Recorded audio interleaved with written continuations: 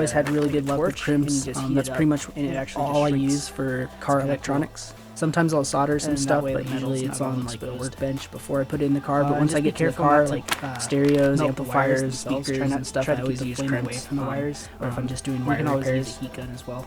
And really, the only tool you need to get to use crimps is so pretty much wire gauge is just crimper and wire stripper diameter. You can pick these up for like actual $10 to $15, and they actually come with a bunch of crimps copper part already with them. But it basically has your wire stripper, 22 gauge to 10 gauge. So the smaller it has a crimper, the number, and the bigger also a wire cutter. It doesn't really make much sense to me, but 22 gauge, and then I'll just show you some. All you do is strip the wire stick it in there, pull it out. This goes from 22 gauge all the way down to 10 gauge, as you can see, and the whole size is stripped. So the next, just like the quick splices, is called a quick splice. Basically, the crimps are usually color coded, not always. There's all kinds of different crimps, and also if you want to strip wires a little faster, you can get one of these wire strippers, and they strip wires really fast and really easy.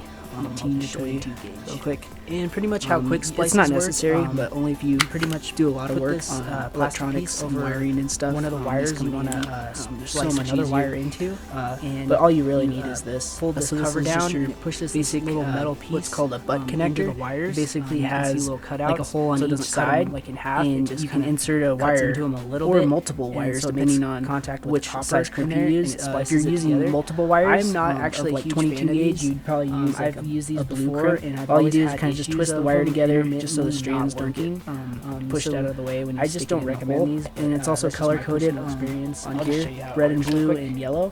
Crimping the red one, so just make sure crimp it as tight as you possibly can, and then when you're done, I would always just tug on it just to make sure it's not gonna come loose, because once in a while you'll get a bad crimp and it'll just like pop off sometimes, but this one looks really good. And then obviously you just pretty much do the same thing to the other side. Alright, I'll just show you like another type of crimp. This is like an end cap crimp, and I like using these for like stereos and stuff. They just make it like super easy. So I just got like some harnesses here. I'll just do the red wire, which is your ignition switched wire, by the way. So I stripped them, and you just twist them together. And you can get actually 100 of these for about like $4 or $5 online, so it's a pretty good deal. And you just stick it over them like that, and then just crimp it down. And I would use the red or the blue one to crimp it.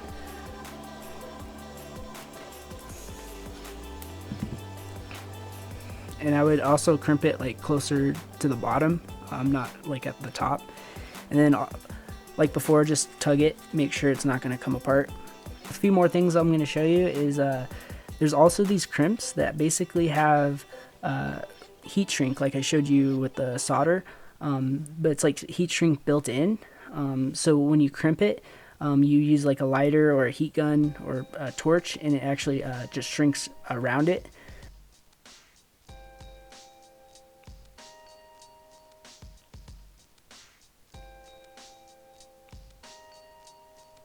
Alright, there we go.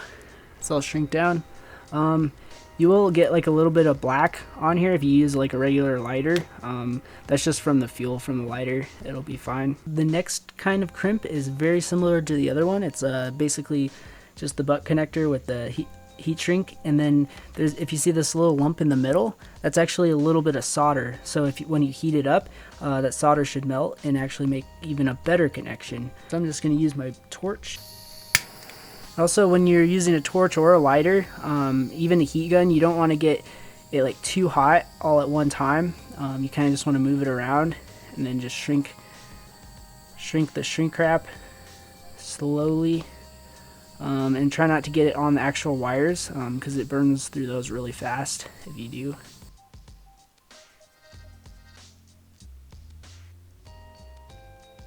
Yep, and the solder just melted.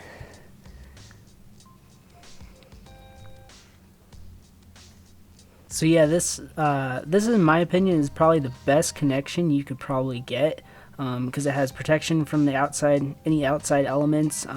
It's got solder and a crimp. If you're using it inside the vehicle, you really don't need the ones with the weather stripping. Just the regular crimps will work. Alright guys.